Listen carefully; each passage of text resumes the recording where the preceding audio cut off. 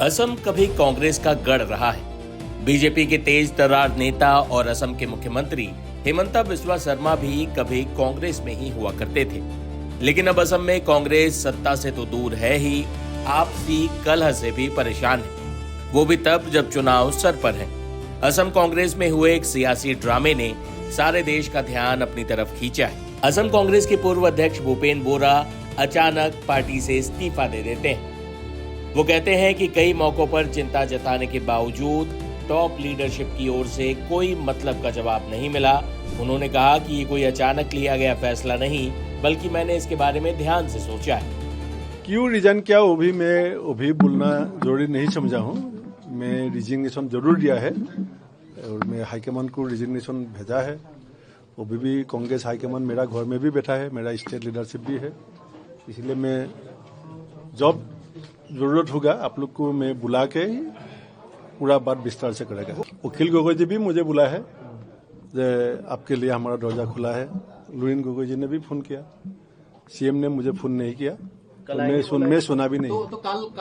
मैं टीवी अभी तक देखने का आप लोग दिखाए है, मैं लीडरशिप का साथ बैठा हूँ, लेकिन मुझे लुरिन गोगोई जी, अखिल गोगोई जी भी, सीपीएम का भी आया, कांग्रेस का प्रेसिडेंट, सीएलपी सब है, लेकिन ये बड़ा बात नहीं है। एक है मैं रिजाइन दिया है, मैं रेजिग्नेशन सबमिट किया है। क्यों किया है थोड़ा थोड़ा आप लोग को सबको मालूम भी है, सबको मालूम है। ऐसा नहीं है जो मालूम नहीं है। राजगुरु जी को 1-to-1 इंटरव्यू में भी कुछ दिन पहले मैं कुछ हिंट्स दिया था जो क्या चल रहा है।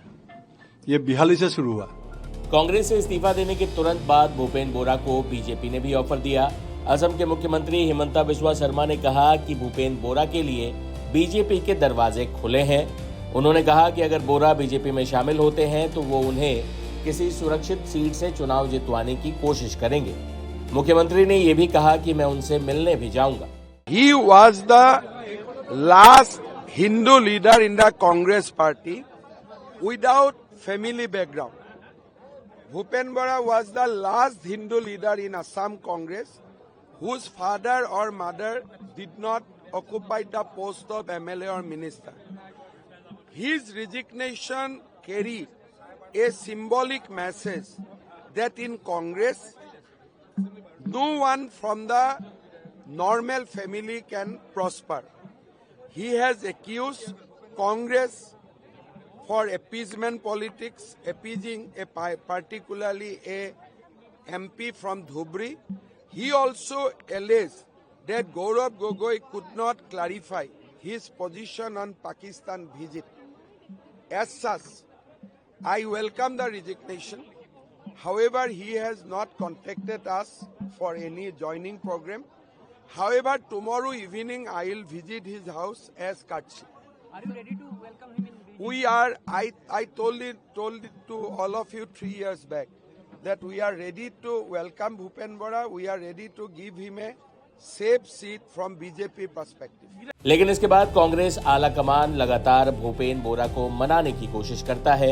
असम कांग्रेस अध्यक्ष गौरव गोगोई, कांग्रेस नेता जितेंद्र सिंह सहित कई नेता भूपेन बोरा को मनाने पहुंचे, लेकिन लगता नहीं है कि भूपेन बोरा माने। सुनिए कांग्रेस नेता जितेंद्र सिंह ने कैसे भूपेन बोरा की मान मनोवल की।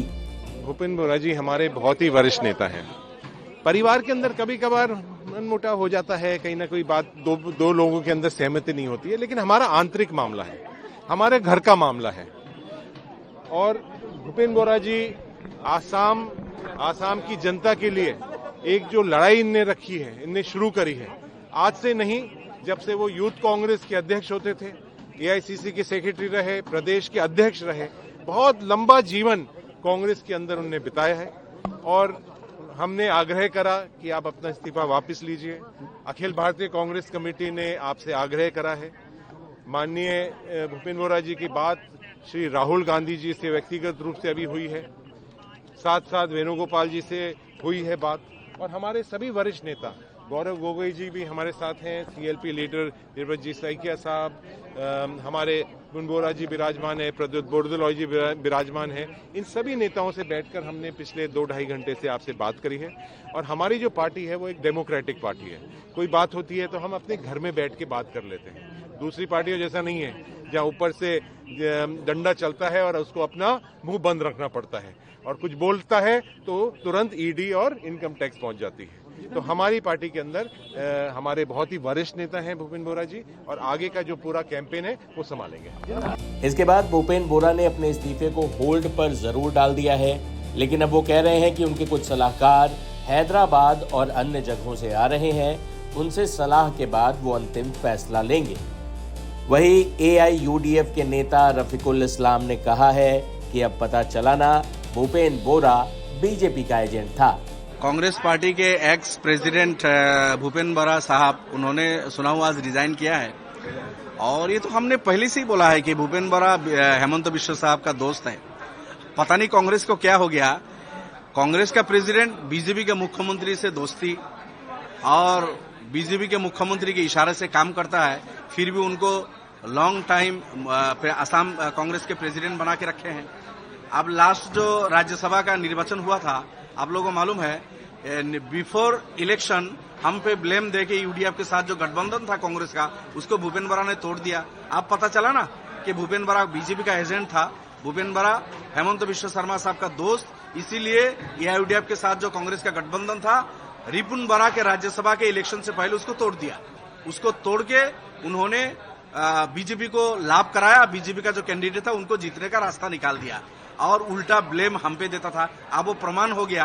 अच्छा, कांग्रेस का भी देखिए, भूपेन बोरा जब कांग्रेस बीजेपी के मुख्यमंत्री के साथ उनका अंदर से ताल्लुक है, फिर उनको उनका जो गठबंधन के लिए जो कमेटी बनाया उसमें चेयरमैन बना दिया उनको। अब रकीबुल हुसैन को भी साथ में जोड़ देने की वजह से नाराज है। रकीबुल हुसैन बेचारा एक मुसलमान है, भूपेन बोरा मुसलमान क्यों रहेगा? भूपेन बोरा ये मतलब कांग्रेस के अंदर जो मुसलमान का वोट कांग्रेस को अच्छा लगता है। कांग्रेस का आज के दिन जितने एमएलएज है, ये 20-22 है, उसमें 15 तो भाई मुसलमान है। जब मुसलमान का वोट आपको अच्छा लगता है, मुस्लिम इलाके में थोड़ा बहुत कांग्रेस है, तो मुसलमान किसी नेता को कांग्रेस के लीडर बनाने से रिपुन बोरा को भी अच्छा नहीं लगा, इसलिए उन्होंने रिजाइन किया, बोला है। खैर, ये कांग्रेस के अंदर की बात है, उसमें मुझे ज्यादा नहीं पढ़ना है। कांग्रेस में बीजेपी के बड़े बड़े एजेंट है। गौरव गोगोई साहब, अभी भी आप होश नहीं संभालेंगे, आपके पास दाएं बाएं में जो बड़े बड़े बीजेपी के एजेंट है उनको साफ नहीं करेंगे तो आपका पार्टी बर्बाद होने में वक्त नहीं लगेगा। और आप गलत कर रहे हो। अखिल गोगोई भी बीजेपी का एजेंट है, अभी आपके साथ गठबंधन तोड़ने की तैयारी कर रहे हैं। अखिल गोगोई आपका दोस्त हो गया। लास्ट 2021 के इलेक्शन में अखिल गोगोई ने अपर आसाम में आप लोगों को नुकसान पहुंचाया, अखिल गोगोई को गले में लटका लिया, और यूडीएफ के साथ आप बराबर दुश्मनी कर रहे हो। तो अभी भी गौरव गोगोई से हमारा यही कहना है कि हम 30-32 सीटों में इलेक्शन लड़ेंगे, इसमें आपको आने की जरूरत नहीं है। आ सकते हो आप, लेकिन आप अपर आसाम में जाओ, बीटीएडी में जाओ और पहाड़ में जाओ, वहां में जाके बीजेपी के हाथ से सीट छीन के लाओ। भूपेन बोरा ने इस बीच कहा है कि उन्होंने अंतिम फैसला नहीं लिया है, लेकिन वो खुलकर कांग्रेस की अंदरूनी कलह पर बोल रहे हैं। ये दिखाता है कि असम में कांग्रेस बीजेपी से लड़ने से पहले आपसी कलह से ही जूझ रही। जीरो हमने इन्वेंट किया, हमने बताया दुनिया को, जहां योग है वहां रोग नहीं। सबसे पुरानी सभ्यता है हमारी। गुलामी से तो और देश भी लड़े भाई, पर आजादी के लिए अहिंसा का रास्ता बस हमारा था। अपने पसीने से जमीन सींचता किसान और घर में घुसकर मारने वाले जवान, बस इसी मिट्टी ने जने। इसके हाथ ने जब थामा जज्बा तो इतिहास रचे। कदम बढ़ाए तो चांद का वो हिस्सा चूमा भाई, जहां कोई कभी नहीं पहुंचा। आज पूरी दुनिया में शान से लहरा रहा है तिरंगा, और इसके पीछे है गर्व से भरी अनगिनत कहानियां जो लिखी जा चुकी हैं और लिखी जा रही हैं, जिन्हें मैं सुनाऊंगा राष्ट्रगर्व रोज शाम 6:25 पर।